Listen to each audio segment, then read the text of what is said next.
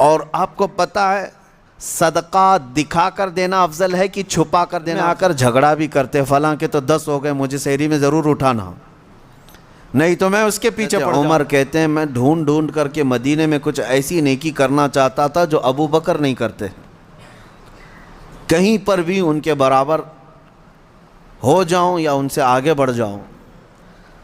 بڑی مشکل سے حضرت عمر کو ایک گھر ملا، ایک بوڑھی عورت جس کا کوئی نہیں رہتا تھا۔ حضرت عمر نے طے کر لیا کہ اس کے بیوہ عورت ہے، اس کے گھر کا سارا کام میں کر دوں گا، کسی کو پتہ بھی نہ چلے، نیکی کا کام ہے۔ وہ فجر میں نماز کے بعد جا کر دیکھے تو اس عورت کا سارا گھر کا کام پہلے سے کیا ہوا ہے، جبکہ وہ بستر سے اٹھ نہیں پاتی۔ اس کے گھر کے برتن، اس کا بستر، سب کچھ صاف ستھرا ہے۔ دوسرے دن آ کر دیکھے وہی حال تھا۔ حضرت عمر کہتے ہیں تیسرے دن میں اذان فجر سے پہلے ہی چھپ کر دیکھنا شروع کیا کہ آخر اس کے گھر کا کام کرتا کون ہے۔ کہا ایک چادر اوڑھے ہوئے ایک شخص آیا، گھر میں داخل ہوا، جھاڑو لیا، جھاڑنے لگا، ساری چیزیں ڈھنگ سے رکھنے لگا۔ اذان ہونے لگی، وہ اس عورت کے گھر سے باہر نکلنے لگا۔ حضرت عمر کہتے ہیں میں قریب جا کر چادر ہٹایا تو ابو بکر صدیق تھے۔ پھر کہا ایک یہ مثال، حضرت عمر کہتے ہیں میں کبھی آگے بڑھ ہی نہیں سکتا، میں جہاں کوشش کرتا ہوں اس سے پہلے حضرت ابو بکر پہنچے ہوئے ہوتے۔ جب آپ کی خلافت کا وقت تھا تب آپ نے اعلان کیا، حضرت عمر فاروق نے، کوئی ایسی نیکی جو ابو بکر کرتے تھے اور میں نہیں کر رہا ہوں تو لوگوں مجھے بتا دو تاکہ میں برابر ہو جاؤں۔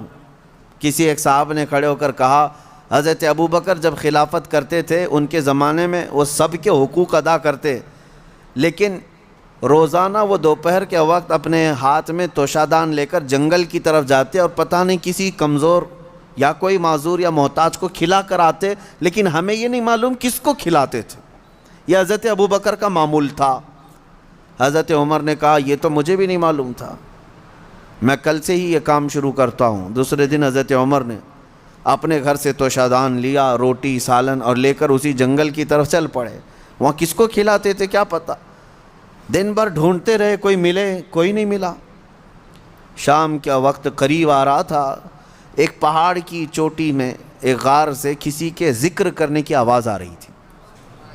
حضرت عمر اس آواز کی طرف لپک گئے، دوڑ کر جا کر دیکھا کہ کوئی ہے یہاں پر مجبور۔ اللہ اکبر، جیسی غار کے اندر نظر پڑی تو دیکھا ایک ایسا شخص بیٹھا ہوا ہے جس کے ہاتھ بھی کٹے ہیں، پیر بھی کٹے ہیں، اور آنکھوں سے بھی بینا نہیں ہے، اندھا ہے، نابینا ہے۔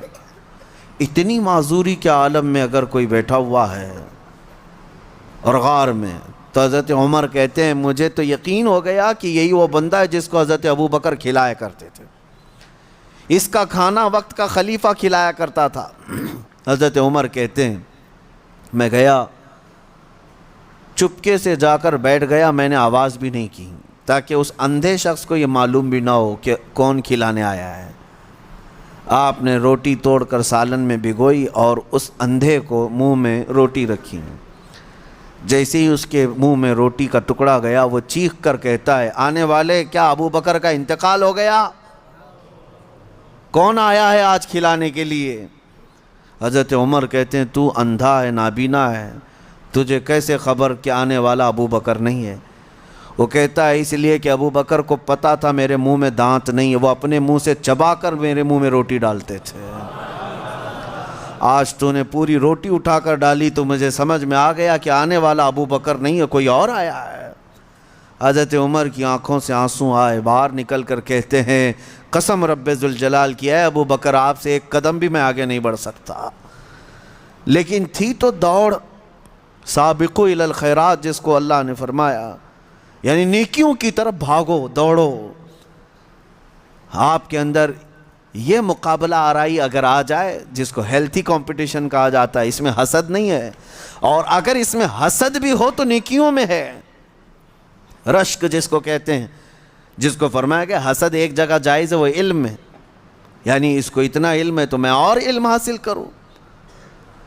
اگر کوئی 2 رکعت نماز پڑھ رہا ہے تو آپ کے اندر اس بات کی تمنا جاگنی چاہیے میں 4 پڑھوں۔ نیکیوں میں دوڑ لگاؤ، اور آپ کو پتہ ہے صدقہ دکھا کر دینا افضل ہے کہ چھپا کر دینا افضل ہے؟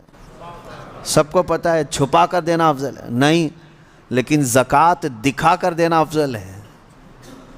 زکوٰۃ کو چھپا کر نہیں، دکھا کر دینا افضل ہے۔ کیوں؟ تم جتنا بانٹ رہے ہو دوسروں کو بھی ترغیب ہو، اس سے زیادہ وہ خیرات کرے گا۔ اسی لیے نہیں کہ اپنے دیالو ہونے کا ذکر کرے کہ میں بہت زیادہ دانی ہوں، میں بہت زیادہ لوگوں پر لٹانے والا ہوں، فیاض ہوں، سخی، اس نیت سے نہیں، بلکہ اگر 500 کی نوٹ نکال کر کے دیا تو ادھر ادھر جو لوگ بیٹھے ہیں ان کے دلوں میں یہ شوق پیدا ہو کہ میں 1000 دوں، کیونکہ انسان کی فطرت ہے، وہ مقابلہ کرتا ہے، اور ایسے میں مقابلہ کرے تو بہت اچھی چیز ہے، یہ کمپٹیشن اچھا ہے۔ اور میں اسی بات کی ترغیب دیتا ہوں نوجوانوں کو بھی، کہ آپ خود دوسروں کے متعلق بہت ساری چیزیں پوچھتے رہتے ہیں، بہت ساری چیزیں پوچھتے ہیں، کتنا کماتے ہو، نوکری کون سی ہے، کون سی کمپنی ہے، سیلری کتنی، پیکج کتنا، یہ سب سوالات ہیں۔ اور جب وہ جواب دیتا ہے میری کمپنی فلاں ہے، تنخواہ میری 50 سے 70 ہزار کی ہے، اور پھر سہولیات کیا ہیں، گاڑی آتی ہے، لے جاتی ہے، چھوڑتی ہے، یہ سب سنتے ہو، پھر دل میں یہ تمنائیں جاگنے لگتی ہیں، میری تو 1 لاکھ ہونا چاہیے، میری کمپنی اس سے بڑی ہونی چاہیے، مجھے بھی ایسی سہولیات ہونی چاہیے۔ یہ جو تمنا تمہارے دل کے اندر آئی تمہارے پوچھنے پاچھنے کی وجہ سے ہی آئی۔ لیکن مجھے بتاؤ، کیا اپنے دوستوں میں کسی سے کبھی یہ سوال کیا کتنے ختم قرآن ہوئے؟ سال بھر میں کوئی جمعرات پیر کا روزہ رکھتے ہو؟ نہیں پوچھتے آپ، نہ آپ اس کی تلاوت قرآن کو پوچھتے ہو، نہ آپ اس کے روزوں کو پوچھتے ہو، نہ آپ اس کی نمازوں کے متعلق۔ میرے عزیزو، یہ بھی پوچھتے، اگر وہ بندہ عبادتوں میں آگے ہے تو تمہارے دل میں بھی یہ تمنا آ جاتی کہ کاش میں بھی اس کی طرح سے اور آگے بڑھ جاؤں۔ میں یہ باتیں صرف اس لیے کہہ رہا ہوں کہ رمضان المبارکہ میں آپ سب کا یہی کمپٹیشن ہو جائے تو ہر ایک کا رمضان بہتر سے بہترین ہوگا، بہتر نہیں بلکہ بہترین ہوگا، بہترین ہوگا۔ عزیزان گرامی وقار، مجھے یاد ہے بچپن میں جب چھوٹے تھے تو رمضان میں روزانہ اسکول کی جانے کے بعد یہی چیزیں ہوتی تھی، تیرے کتنے روزے ہوئے، تیرے کتنے روزے ہوئے، ہر ایک کے روزے ہی ایک دوسرے کو پوچھتے رہتے۔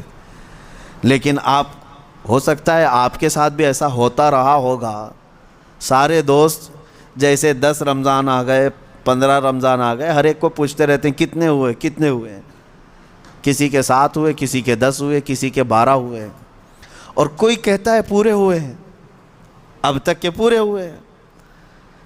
ہم بھی اس وقت سنتے تھے، ایک دوسرے سے بات کرتے تھے، لیکن اس وقت ایک دوڑ رہتی، اور گھر میں آ کر جھگڑا بھی کرتے، فلاں کے تو 10 ہو گئے، مجھے سحری میں ضرور اٹھانا، نہیں تو میں اس کے پیچھے پڑ جاؤں گا، میں اس کا پیچھے ہو جاؤں گا۔ تو یہ دوڑ کہاں سے آئی؟ یا آپسی ماحول سے ہی آئی۔ یہی انوائرمنٹ ہم چاہتے ہیں کہ نیکیوں میں سبقت لے جانے کا انوائرمنٹ ہو جائے، ماحول ایسا ہو، دوڑ لگے، صرف رمضان میں نہیں، تلاوت قرآن میں بھی۔ میں آپ کو بتاؤں، آج تقریباً 6 سال سے زیادہ کا عرصہ ہو گیا ہوگا ہماری ذکر کی محفل کو۔ اس سے قبل مدینہ جامع مسجد میں بھی ذکر کی محفلیں ہوتی رہیں، اس کے بعد پھر یہاں پر ایک ایسے بندے کو میں جانتا ہوں، ان پچھلے 6 سالوں سے لے کر آج تک ذکر کی ایک محفل بھی اس کی ناغہ نہیں ہوئی۔ اب تک جتنی محفلوں میں میں حاضر رہا اتنی محفلوں میں وہ بھی حاضر ہے۔ یہ اس لیے میں عرض کر رہا ہوں کہ لوگ اپنے اپنے ریکارڈ بنانا چاہتے ہیں، کاش ان معاملات میں بھی کوئی ریکارڈ مینٹین کرے کہ میری یہ چیز مس نہیں ہونی چاہیے، میری یہ چیز برابر ہونی چاہیے، تو اس میں آپ کو اس قدر بلندیاں ہوں گی، جو صحابہ کا ماحول تھا وہ قائم ہو جائے گا۔